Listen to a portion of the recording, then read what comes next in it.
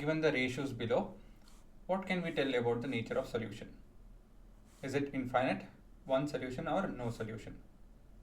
So ಇಲ್ಲಿ ಮೂರು ratios ಇದೆ, a1/a2, b1/b2, c1/c2 ವ್ಯಾಲ್ಯೂಸ್ ಇದೆ. ಸೊ 1 2 3 4 5 6 ಈಕ್ವೇಷನ್ ಪೇರ್ದು ವ್ಯಾಲ್ಯೂಸ್ ಇದೆ. ನಾವೀಗ ಏನು ಮಾಡಬೇಕು ಅಂತ ಹೇಳಿದ್ರೆ ರೇಷಿಯೋಸ್ ನೋಡಿ ಸೊಲ್ಯೂಷನ್ ಎಷ್ಟಿದೆ ಅಂತ ಹೇಳಿ ಮಾತಾಡಬೇಕಾಗುತ್ತೆ. ಸೊ ನಿಮಗೆ ಆಲ್ರೆಡಿ ಕಂಡೀಷನ್ ಗೊತ್ತಿದೆ ಅಲ್ವಾ? ಈಕ್ವಲ್ಸ್ ಟು ಇದ್ರೆ infinite, equals to not equals to ಇದ್ರೆ no solution, not equals to ಇದ್ರೆ ಒನ್ ಸೊಲ್ಯೂಷನ್ ಅಂತ ಹೇಳಿ. ಸೊ ಅದನ್ನಿಲ್ಲ ಅಂತ ಹೇಳಿದ್ರೆ ಹೋಗಿ ಬರ್ಕೊಳ್ಳಿ, ಇಲ್ಲಾಂದ್ರೆ ಟೆಕ್ಸ್ಟ್ ಬುಕ್ಕಲ್ಲಿ ಇರುತ್ತೆ ನೋಡಿಕೊಂಡು ಇಲ್ಲಿ ರೇಷನ್ನ ಸಿಂಪ್ಲಿಫೈ ಮಾಡ್ಕೊಬೇಕು. ಸಿಂಪ್ಲಿಫೈ ಮಾಡಾದ್ಮೇಲೆ ನಿಮ್ಮ ಒಂದು ಡಿಸಿಷನ್ ಬರ್ಬೋದು. ಸಿಂಪ್ಲಿಫೈ ಅಂತ ಹೇಳಿದ್ರೆ ಏನೋ ಒಂದ್ಸತಿ ಹೇಳ್ಬಿಡ್ತೀನಿ. 3/6 ಸಿಂಪ್ಲೆಸ್ಟ್ ಫಾರ್ಮಲ್ಲಿ ಇಲ್ಲ ಇದು. ಏನಕ್ಕೆ ಅಂದರೆ 3 ಮತ್ತು 6ಅಲ್ಲಿ 3 ಕಾಮನ್ ಇದೆ, 3 ಕಾಮನ್ ಫ್ಯಾಕ್ಟರ್. ಸೊ 1/2 ಆಗುತ್ತಿದೆ. So this is simplification. ಆಯಿತಾ? ಸೊ ಇದನ್ನ ಎಲ್ಲೆಲ್ಲಿ ಸಿಂಪ್ಲಿಫೈ ಮಾಡಬೇಕೋ ಅಲ್ಲಿ ಸಿಂಪ್ಲಿಫೈ ಮಾಡಬೇಕು. ಅದಾದಮೇಲೆ ಕನ್ಕ್ಲೂಷನ್ ಬರಬೇಕು. 3/4 ಸಿಂಪ್ಲೆಸ್ಟ್ ಫಾರ್ಮಲ್ಲಿ ಇಲ್ಲ, ಇದು ಸಿಂಪ್ಲೆಸ್ಟ್ ಫಾರ್ಮಲ್ಲಿ ಇದೆ. ಯಾಕೆಂತ ಹೇಳಿದ್ರೆ 3 and 4 1 ಬಿಟ್ಟರೆ ಇನ್ಯಾವುದು ಕಾಮನ್ ಇಲ್ಲ. ಆಯಿತಾ? ನಂಬರ್ 1 ಬಿಟ್ಟರೆ ಇನ್ನೇನು ಕಾಮನ್ ಇಲ್ಲ. ಸೊ ಇವಾಗ ಪಾಸ್ ಮಾಡಿ ಎಲ್ಲ ರೇಷಿಯೋಸ್ ನೋಡಿ.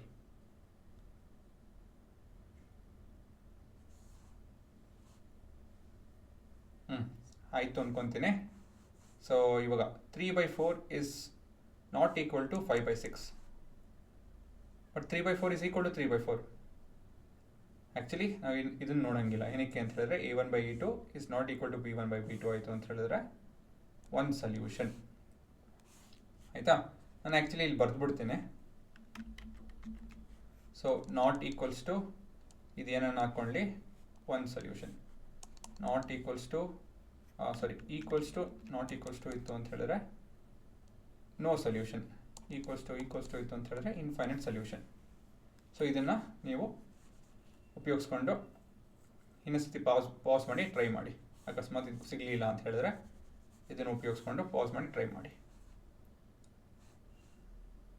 ಎರಡನೇ ಪ್ರಶ್ನೆ 4/8 ಸಿಂಪ್ಲೆಸ್ಟ್ ಫಾರ್ಮಲ್ಲಿಲ್ಲ, 4 ಕಾಮನ್ ಇದೆ. 4/4 is 1, 8/4 is 2. ಇದು -4 and 8 ಇದರಲ್ಲೂ ಕೂಡ 4 ಕಾಮನ್ ಇದೆ. -4/1 is 4, 8/4 is 2.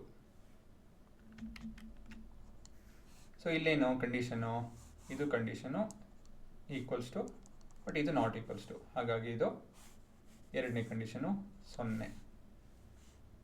ಮುಂದಿನ ಪ್ರಶ್ನೆ 3 ಕಾಮನ್ ಇದೆ, 1/2 ಅಲ್ವಾ? 4 ಕಾಮನ್ ಇದೆ, ಇದು ಕೂಡ 1/2. ಇದರಲ್ಲಿ 10 ಕಾಮನ್ ಇದೆ. So 10/10 is 1, 20/10 is 2. ಸೊ ಇದರಲ್ಲಿ ಈಕ್ವಲ್ಸ್ ಟು ಇನ್ ಕಂಡೀಷನು, ಕೊನೆ ಕಂಡೀಷನು ಇನ್ಫೈನೈಟ್ ಸೊಲ್ಯೂಷನ್ ಇರುತ್ತೆ. ಸರಿನಾ? ಮುಂದಿನ ಪ್ರಶ್ನೆ -10, -12, -2 common. So actually minus cancel ಮಾಡ್ಕೊಳ್ಳಿ. ಇದು 10/2 is 5, 6/2 is 12/2 is 6. ಸರಿನಾ? ಇದೆ ರೇಷನ್ನೇ ಬರ್ದಿಲ್ಲ ನಾನು. 3/4 ಅಂತ ಬರ್ಕೊಳ್ಳಿ, ಬೇಡ. ಇದನ್ನು ಕೂಡ 5/6 ಮಾಡ್ತೀನಿ. ಸರಿ, ಎಲ್ಲ ಒಂದೇನೆ.